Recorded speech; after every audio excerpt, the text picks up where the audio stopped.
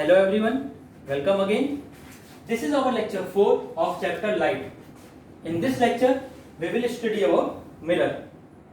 So before starting, we should know what is mirror. Mirror समझना बहुत जरूरी है. तो क्या a smooth and highly polished surface which reflects the light is called mirror.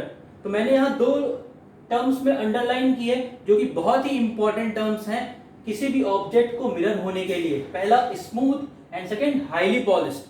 अगर कोई भी सरफेस स्मूथ और हाईली पॉलिश्ड होगी तभी उस सरफेस को मिरर बोलेंगे, या फिर इन अदर वर्ड हम क्या बोल सकते हैं, तभी उस सरफेस में एक क्लियर इमेज फॉर्म होगी. ठीक, मिरर क्या होता है ये चीज आपके माइंड में बिल्कुल क्लियर समझ में आ रही होगी. हमने रेगुलर और इरेगुलर रिफ्लेक्शन इससे पहले देखा था.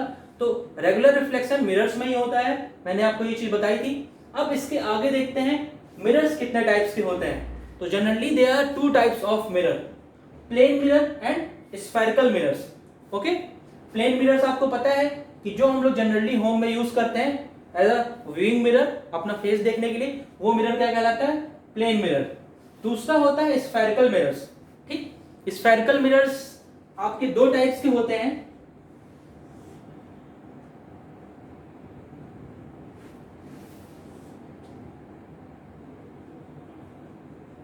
देखिए, ये जो मैंने क्रॉस साइन लगाया है ये मैंने लिखा है पॉलिश सरफेस को, यहां से मैं रिप्रेजेंट कर रहा हूं. जब भी मैं इस तरह का रिप्रेजेंटेशन करूंगा तो मैं पॉलिश सरफेस को दिखा रहा हूं. और ये जो दूसरी साइड है हमारी वो है रिफ्लेक्टिंग सरफेस ऑफ मिरर.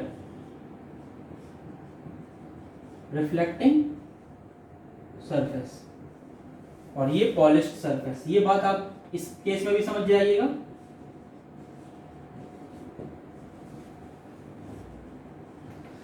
अब देखिए, स्फेरिकल मिरर्स टू टाइप्स के होते हैं.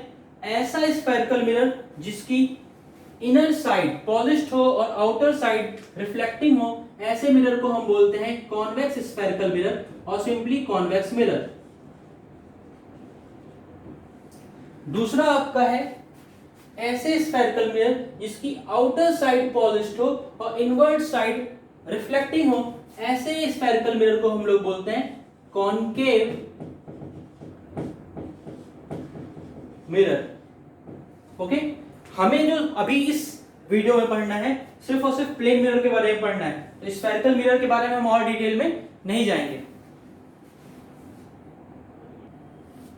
ठीक, अब हम प्लेन मिरर के बारे में देखेंगे. जैसा कि मैंने बताया इस वीडियो में आपको प्लेन मिरर के बारे में पढ़ना है. तो प्लेन मिरर क्या है? Plane mirror is a thin piece of glass whose one surface is silvered and another surface act as reflecting surface. ठीक, और आसान सी तरीके से मैं बताता हूं. अगर आपको प्लेन मिरर बनाना हो तो आप किस तरह से बना सकते हो. आप एक थिन रेक्टेंगुलर ग्लास स्लैब ले लो. ग्लास देखा होगा ना, ट्रांसपेरेंट ग्लास, जैसा कि अभी मैंने टाइम रखा है. इस थिन रेक्टेंगुलर ग्लास स्लैब लेना है. थिन रेक्टेंगुलर ग्लास स्लैब इस टाइप का लेना है. ठीक, अब जब आपके पास थिन रेक्टेंगुलर ग्लास स्लैब आ गया, उस पे आप सिल्वरिंग करते हो. क्या करते हो? सिल्वरिंग. अब सिल्वरिंग क्यों करते हो? There is a reason behind doing silvering. हम सिल्वर इसलिए करते हैं बिकॉज, ये रीजन लिख दे रहा हूं, आप लिख दीजिएगा स्टार पॉइंट लगा के. Silver is a very good reflector of light. Good reflector of light. ठीक है, तो अगर आपसे कोई क्वेश्चन पूछता है कि सर सिल्वर ही क्यों करते हैं प्लेन मिरर में, क्यों? क्योंकि silver good reflector of light होता है. तो मैंने क्या बताया, आपको एक थिन रेक्टेंगुलर ग्लास स्लैब लेना है और उसके एक साइड पे सिल्वरिंग कर देनी है. क्या करनी है? सिल्वरिंग करनी है. सिल्वरिंग करने के बाद वो ग्लास जो कि एक ट्रांसपेरेंट ग्लास था वो मिरर की तरह एक्ट करेगा. किसकी तरह एक्ट करेगा? मिरर की तरह. दैट मीन्स अब आप उसमें अपनी इमेज देख पाओगे. लेकिन इसमें एक प्रोसेस और होता है. क्या और प्रोसेस होता है? मिरर तो बन गया, लेकिन अब मिरर को सस्टेन करना है लॉन्ग टाइम के लिए. ठीक, तो जो सिल्वरिंग हुई है उसके ऊपर पेंट कर लेते हैं. आपके घर पे अगर प्लेन मिरर हो तो आप आज ही ऑब्जर्व करके देखना कि सिल्वरिंग के ऊपर फिर एक पेंट रहता है. Either it is in red, green और अनदर कलर. ठीक, अलग अलग कलर्स का पेंट करते हैं. वो पेंट क्यों करते हैं? देखिए, लॉन्ग टाइम में अगर पेंट नहीं हुआ रहेगा तो सिल्वर जो है वो इवोपरेट हो जाएगा. और जैसे जैसे सिल्वर इवोपरेट होता जाएगा वैसे वैसे आपका जो मिरर है वो ट्रांसपेरेंट ग्लास की तरह वर्क करने लगेगा. मतलब उसकी मिरर की प्रॉपर्टी क्या हो जाएगी, लॉस हो जाएगी। ठीक, तो जब भी आपको एक प्लेन मिरर बनाना है उसके लिए क्या चाहिए आपको, एक थिन रेक्टेंगुलर ग्लास स्लैब। उस थिन रेक्टेंगुलर ग्लास स्लैब पे सिल्वरिंग करेंगे, सिल्वरिंग कर रहे हैं because silver is a very good reflector of light. दूसरी चीज, उस सिल्वर को प्रोटेक्ट करने के लिए, उस सिल्वर की कोटिंग को प्रोटेक्ट करने के लिए उसके ऊपर एक पेंट करेंगे। ये इतना प्रोसेस करने के बाद आपके पास एक मिरर कंप्लीट फॉर्म में आ गया। ठीक, हमने कोटिंग कर ली और फिर पेंटिंग कर ली। अब जो हम पढ़ रहे हैं फिजिक्स चैप्टर में, उसमें हम मिरर को किस तरह से रिप्रेजेंट करते हैं, किसी भी एक प्लेन मिरर को किस तरह से रिप्रेजेंट करते हैं, एक स्ट्रेट लाइन से रिप्रेजेंट करते हैं। ये आपका यहां जो मैंने लिखा है वो एग्जैक्टली क्या है, रिप्रेजेंटेशन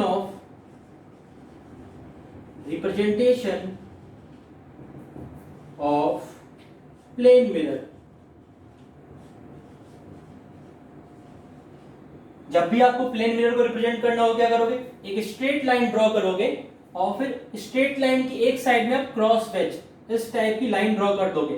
ठीक, तो ये जो आपका बन के आएगा ज्योमेट्रिकल फिगर, ये आपका प्लेन मिरर को रिप्रेजेंट कर रहा होगा। जिस साइड आपने क्रॉस लाइन ड्रॉ की है छोटी छोटी, वो साइड आपकी पॉलिश सरफेस कहलाएगी या फिर सिल्वर्ड सरफेस जिसको हमने कोटिंग की रखी है। और उसके जस्ट अपोजिट वाली साइड जो होगी वो साइड क्या कहलाएगी, reflecting surface. Reflecting surface means उससे आप अपनी इमेज देख पाओगे। ठीक है, तो जब भी एक प्लेन मिरर की बात कर रहे हैं तो प्लेन मिरर में एक हमारी पॉलिश्ड सरफेस होगी और दूसरी रिफ्लेक्टिंग सरफेस होगी। रिफ्लेक्टिंग सरफेस में इमेज बन रही होगी और polish surface behind the mirror होगी, उसका कोई यूज उस तरह से नहीं है। ठीक, इस तरह से प्लेन मिरर को रिप्रेजेंट करते हैं। आप इसको वर्टिकली भी रख सकते हो और आप इसको हॉरिजॉन्टली भी रख सकते हो as per of your requirement. और रिप्रेजेंटेशन जब भी मिरर में करना है तो इसी तरह से करना होगा आपको। हमने लॉ ऑफ रिफ्लेक्शन पढ़ा था तो ऐसी सरफेस बनाई थी ना, तो आप इसको वर्टिकली भी रख सकते हैं और हॉरिजॉन्टली भी रख सकते हैं। तो अभी आपको एक आइडिया मिल गया होगा कि प्लेन मिरर किस तरह से बनता है, उसकी डेफिनेशन क्या है। अब हम देख लेते हैं यूजेस ऑफ प्लेन मिरर। तो आप लोगों में से सबने ऑब्जर्व किया होगा डेली लाइफ में प्लेन मिरर के बहुत से सारे यूज हैं। बेसिकली हम लोग किस लिए यूज करते हैं, मॉर्निंग में उठते हैं जब हमको ब्रश करना रहता है तो हम लोग जब भी बेसिन के सामने आते हैं तो ब्रश किधर करते हैं, मिरर में देख के करते हैं। जब भी हम तैयार होते हैं, कॉम्ब करनी होती है तो किधर करते हैं, मिरर में देख के करते हैं। तो plane mirror are used as looking mirror, मतलब अपने फेस को देखने के लिए हम लोग प्लेन मिरर का डेली लाइफ में यूज करते हैं।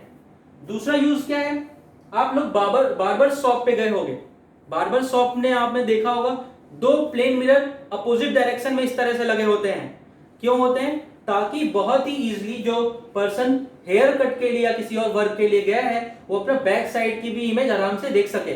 ठीक, तो एक अच्छा व्यू देखने के लिए बार्बर शॉप पे क्या होता है, दो प्लेन मिरर्स यूज किए जाते हैं। तो बार्बर शॉप पे यूज होता है प्लेन मिरर का, और कहां यूज होता है, थर्ड, ऐसे कई गैजेट्स हैं, ठीक, और ऐसे कई ऑप्टिकल इंस्ट्रूमेंट्स हैं जहां पर हम प्लेन मिरर्स का यूज करते हैं। और लास्ट यूज क्या है, they are used in periscope, kaleidoscope and et cetera. मतलब कि कुछ ऐसे और भी आपके देखिए पेरियोस्कोप है, कैलिडोस्कोप, ये भी कुछ इस तरह के ऑब्जेक्ट हैं, कह सकते हैं इंस्ट्रूमेंट हैं जहां पर हम लोग क्या कर सकते हैं, जहां पर हम प्लेन मिरर का यूज करते हैं। अब पेरियोस्कोप क्या होता है, पेरियोस्कोप मेनली आपका जो आर्मी वाले होते हैं वो यूज करते हैं, जिससे मल्टीपल रिफ्लेक्शंस होते हैं। ठीक, जिससे वो क्या कर सकते हैं, बॉर्डर पे एक बंकर के अंदर से लोगों को देख सके। कुछ इस तरह का स्ट्रक्चर होता है, मैं आपको दिखा देता हूं बना के रफली। सपोज दैट आपको यहां कुछ दिखना है और इस तरह के सिचुएशन है, यहां पर्सन है जिसको ऑब्जर्व करना है बाहर की चीज। आप एक टैंक के नीचे हो, ठीक, कैसे ऑब्जर्व करोगे, यहां पर पर्सन है, यहां पर आपने एक मिरर लगा दिया। जब आपने यहां एक मिरर लगा दिया तो यहां से उस मिरर के सामने जो चीजें वहां यहां इस मिरर की सरफेस पे फॉल करेंगी। जब इस सरफेस पे फॉल करेंगी तो ये फिर रिफ्लेक्ट होकर फिर यहां पर वापस आएंगी और यहां पर भी एक मिरर हमने लगा दिया। ठीक, इस सरफेस पे फॉल होके यहां वाले मिरर पे फॉल की और इस वाले मिरर पे फॉल होके फिर डायरेक्टली ऑब्जर्वर की आई में जाएगी, मतलब ऑब्जर्वर फिर उसको देख पाएगा। इस तरीके से पेरियोस्कोप की डिजाइन ऑलमोस्ट होती है और इस तरह से यूज होता है पेरियोस्कोप का। ठीक, सबमरीन्स में भी यूज होता है पेरियोस्कोप का, और फिर आर्मी का जो बंकर्स होते हैं जहां से वो ऑब्जर्व करना चाहते हैं दूसरी टेरिटरीज में, वहां पर भी यूज होगा पेरियोस्कोप आपके प्लेन मिरर का। दूसरा कैलिडोस्कोप जो कि एक टॉय है, उसमें भी आपका प्लेन मिरर्स का यूज होता है, वहां पर मल्टीपल रिफ्लेक्शंस होते हैं और आपको वहां पर अलग अलग तरह के शेप्स देखने को मिलते हैं। तो ये बेसिकली कुछ यूज थे प्लेन मिरर्स के जो हमने देखे अभी। ठीक है, ओके, आगे हम देखेंगे अब formation of image form by a plane mirror. ठीक, प्लेन मिरर के बारे में समझने के बाद हम समझेंगे कि अब प्लेन मिरर से इमेज कैसे बनती है। ठीक, इमेज का कॉन्सेप्ट या इमेज किस तरह से बनती है ये समझने से पहले हमको पता होना चाहिए कि फिजिक्स की लैंग्वेज में ऑब्जेक्ट किसको बोलते हैं और इमेज किसको बोलते हैं। तो ऑब्जेक्ट की बात आएगी तो क्या बोलेंगे, intersection of incident raise is called object. ठीक, जो भी इंसिडेंट रेज होती हैं उनका जिस पॉइंट पे इंटरसेक्शन हो रहा है वो ऑब्जेक्ट कहलाएगा, या फिर इन जनरल लैंग्वेज आप बोल सकते हो जिसके थ्रू लाइट एनर्जी निकल रही है और रिफ्लेक्टिंग सरफेस पे फॉल कर रही है वो आपका ऑब्जेक्ट कहलाएगा। ठीक, अब इमेज क्या होती है, intersection of reflected raise is called image. ठीक, जो भी आपकी रिफ्लेक्टेड रेज होती हैं उनका इंटरसेक्शन जिस पॉइंट पे होता है वो क्या कहलाता है, इमेज कहलाता है। ठीक, अब इमेज देखिए, आपकी इमेज रियल इमेज भी हो सकती है और वर्चुअल इमेज भी हो सकती है।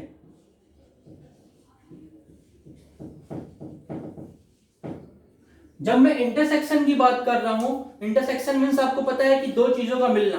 ठीक, इंटरसेक्शन कब होगा, जब आपके पास एटलीस्ट दो रेज होंगी।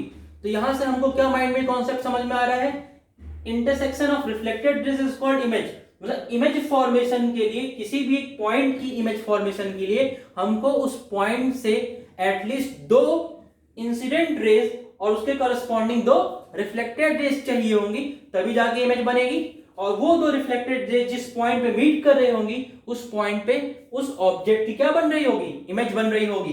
ठीक, अगर वो रिफ्लेक्टेड रेज एक्चुअली मीट कर रही हैं किसी पॉइंट पे, मतलब मीट होती हुई दिखाई दे रही हैं, तब जो इमेज बनेगी वो हमारी बनेगी रियल इमेज। ठीक, इन केस अगर हमारी रिफ्लेक्टेड रेज एक्चुअली मीट नहीं कर रही है, हमने उसको कहीं एक्सटेंड किया इमेजिनरी लाइन और मीट करते हुए हमने दिखाया उसे, एक्चुअली वो मीट नहीं कर रही है, उस केस में जो इमेज बनेगी वो हमारी वर्चुअल इमेज बनेगी। ठीक, और रियल इमेज और वर्चुअल इमेज को एक तरीके से और डिफाइन करते हैं, किस तरीके से, image which can be taken on screen, ऐसी इमेज जिसको स्क्रीन पे ले सकते हैं वो इमेज हमारी कहलाती है रियल इमेज, और ऐसी इमेज जिसको हम स्क्रीन पे नहीं उतार सकते ऐसी इमेज हमारी कहलाती है वर्चुअल इमेज। इतनी बात समझ में आ गई। अब इतना समझने के बाद अब हम समझ सकते हैं कि हम image of a point size object plane mirror में किस तरह से बनता है, ये हम समझ सकते हैं। ठीक, तो पॉइंट साइज ऑब्जेक्ट हमने लिया है O। ठीक, अब इस पॉइंट साइज ऑब्जेक्ट से हमको मैंने क्या बताया, दो इंसिडेंट रेज की जरूरत पड़ेगी। ठीक, दो इंसिडेंट रेज की जरूरत पड़ेगी। पहली रे हमने निकाली OA। ठीक, जब OA रे गई यहां से,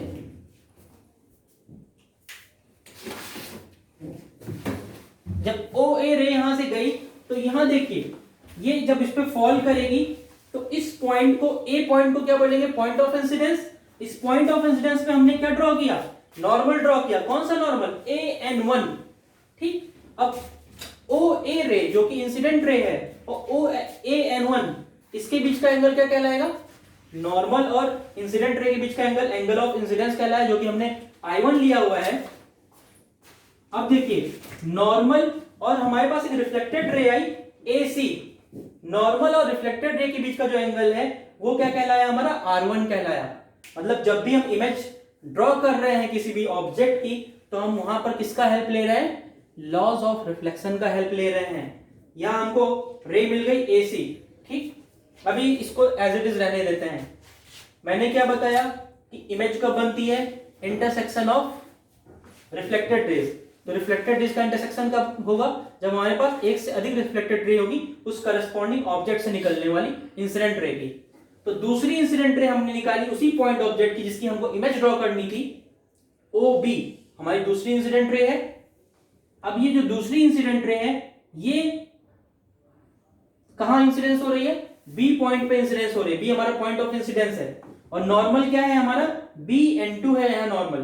तो नॉर्मल BN2 और OB इंसिडेंट रे के बीच के बनने वाला एंगल I2 क्या है, angle of incidence two of point O।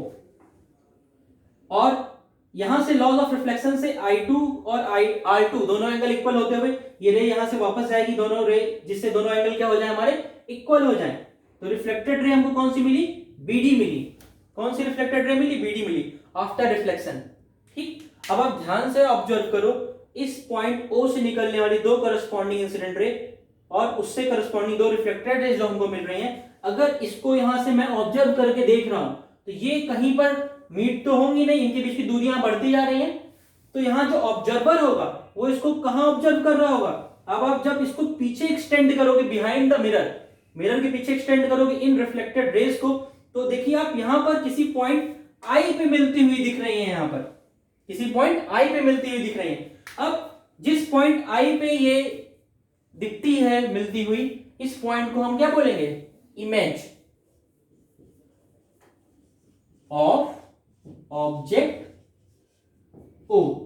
ये जो O ऑब्जेक्ट है, इस ऑब्जेक्ट की इमेज ये I हो गई।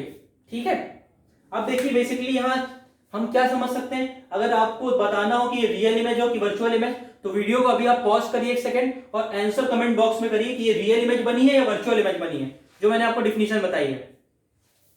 ठीक, आपने देखा होगा कि जो इमेज बनी है वो वर्चुअल इमेज बनी है। डिफिनेशन मैंने क्या बताई थी?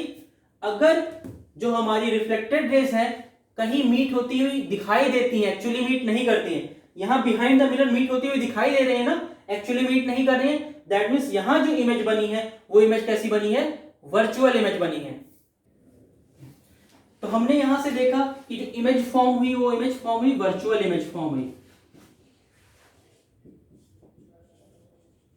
ठीक, दूसरी बात, अगर हम लोग मेजरमेंट करेंगे और ये हम इस लेंथ को मेजर करते हैं, ठीक, ये जो हमारी लेंथ आ रही है इसको मैं नाम दे देता हूं यहां पर P डैश, तो OP डैश और P डैश I, इस डिस्टेंस को जब मैं मेजर करता हूं, दोनों डिस्टेंस आपकी इक्वल आती है। आप जब और आगे हायर क्लासेस में जाओगे तो इसका प्रूफ भी आपको बताया जाएगा ज्योमेट्रिकली किस तरह से ये होता है। तो हम देखते हैं कि ऑब्जेक्ट की जो परपेंडिकुलर डिस्टेंस होती है प्लेन मिरर से, इमेज की भी परपेंडिकुलर डिस्टेंस प्लेन मिरर से होती है।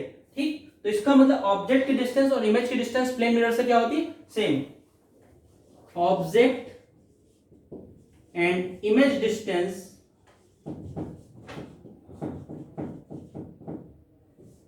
from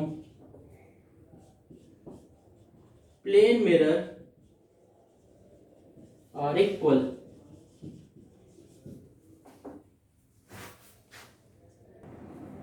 ओके, फिर हमने अभी पॉइंट साइज ऑब्जेक्ट की इमेज किस तरह से ड्रॉ करनी ये हमने सीख ली। ठीक, अभी हम क्या सीखेंगे? Image of extended object. मतलब कि एक्सटेंडेड ऑब्जेक्ट किस तरह से बना होगा, अगर आप ध्यान से सोचो तो छोटे छोटे पॉइंट्स ऑब्जेक्ट को ही कलेक्ट करके तो एक्सटेंडेड ऑब्जेक्ट बने होंगे। अगर छोटे छोटे पॉइंट ऑब्जेक्ट को हम कलेक्ट कर दें और एक लाइन में खड़ा कर दिया, तभी तो एक एक्सटेंडेड ऑब्जेक्ट बना होगा ना। तो अब एक्सटेंडेड ऑब्जेक्ट की इमेज किस तरह से बनती है वो हम सीखेंगे।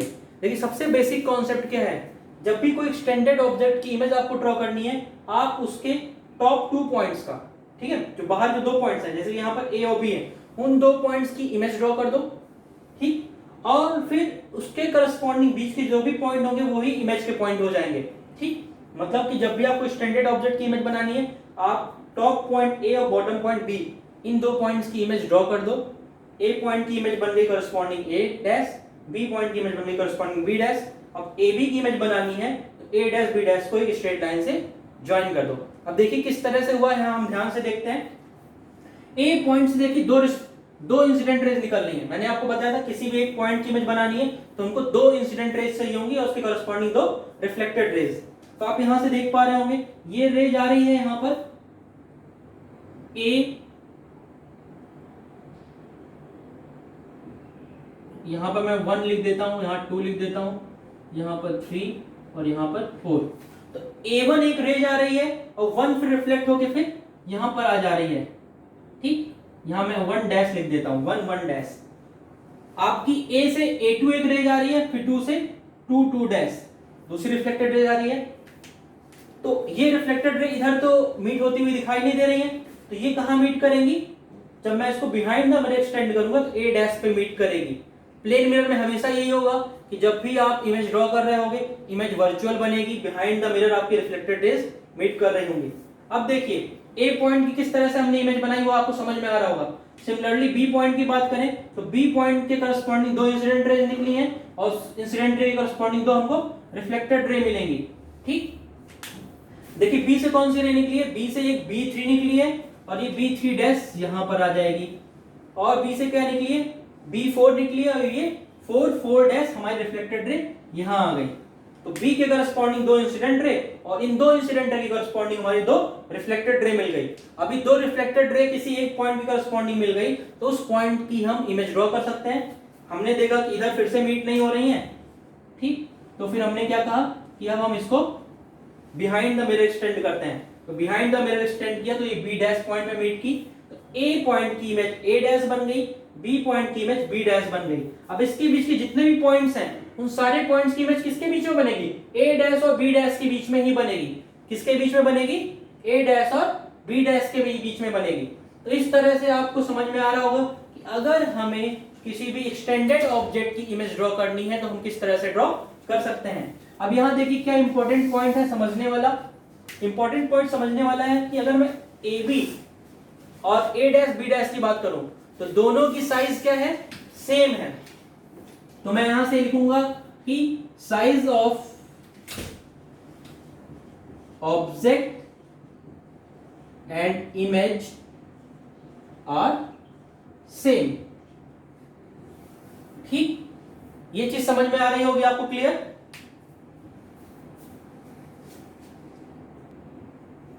दूसरा पॉइंट देखिए, आप ध्यान से ऑब्जर्व करेंगे तो top of the object top of the image है, bottom of the object bottom of the image है।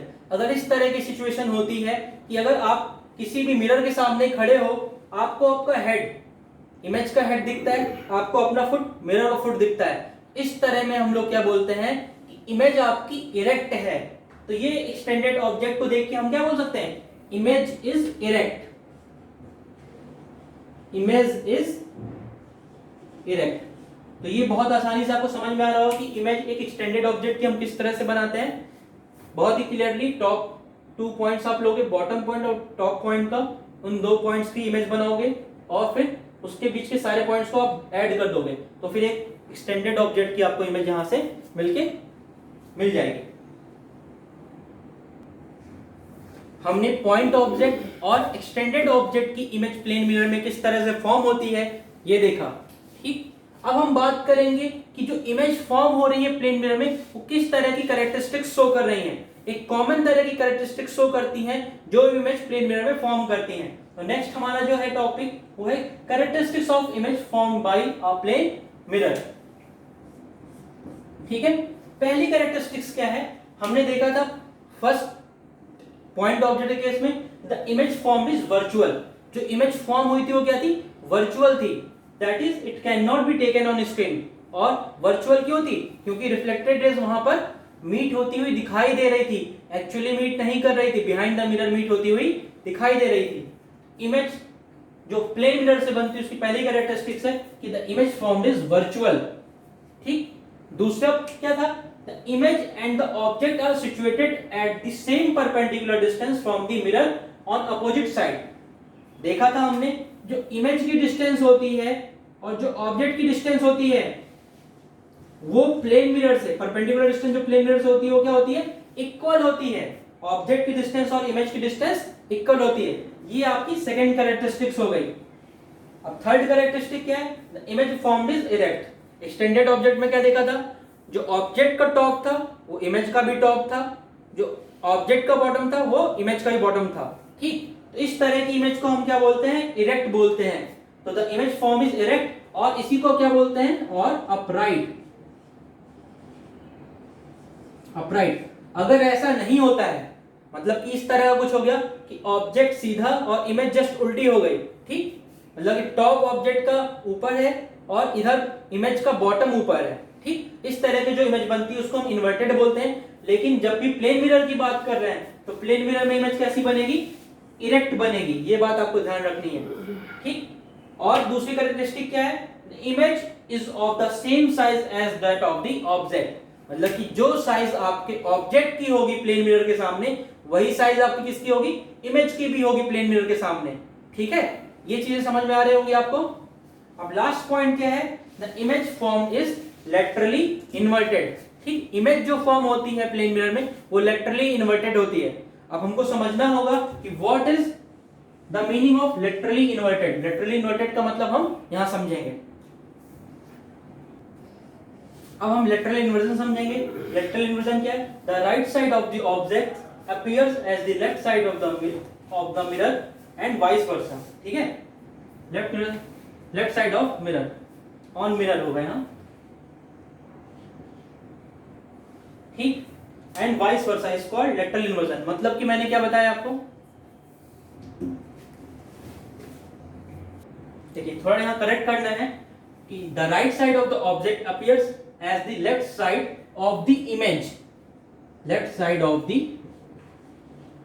Image and vice versa is called lateral inversion. मतलब कि आप जब भी देखिए सामने खड़े रहेंगे प्लेन मिरर के, तो जब भी आप अपना राइट हैंड ऊपर करोगे इमेज की तरफ से जो होगा वो अगर लेफ्ट हैंड साइड होता है, मतलब कि कहने का क्या मतलब है कि जब भी आप प्लेन मिरर में आपकी इमेज बनती है तो right side of the object जो होता है वो किस तरह से दिखता है, left side of the image दिखता है, और जो left side of the object होता है वो किस तरह से दिखता है, right side of the image.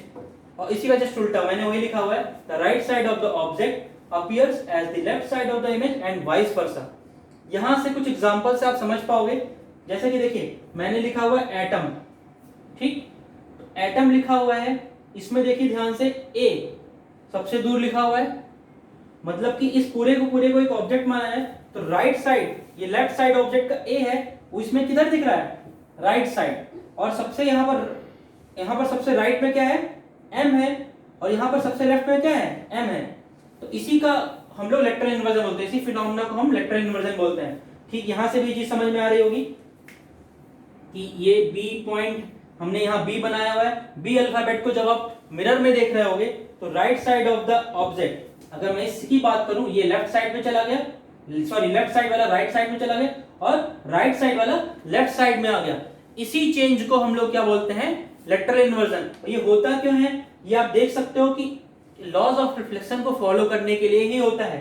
ठीक, अगर इस तरह से इमेज नहीं बनेगा तो हमने ये भी कैरेक्टरिस्टिक देखी थी ना, ये जो पोर्शन मिरर से पास में है उस पोर्शन की इमेज पहले बनेगी और जो पोर्शन मिरर से दूर है उस पोर्शन की इमेज बाद में बनेगी। तो लेटरल इन्वर्जन क्या होता है, होपफुली आपको समझ में आया होगा। आज की वीडियो हम यहीं तक रखेंगे और इसके आगे नेक्स्ट वीडियो में हम और बात करेंगे। Thank you.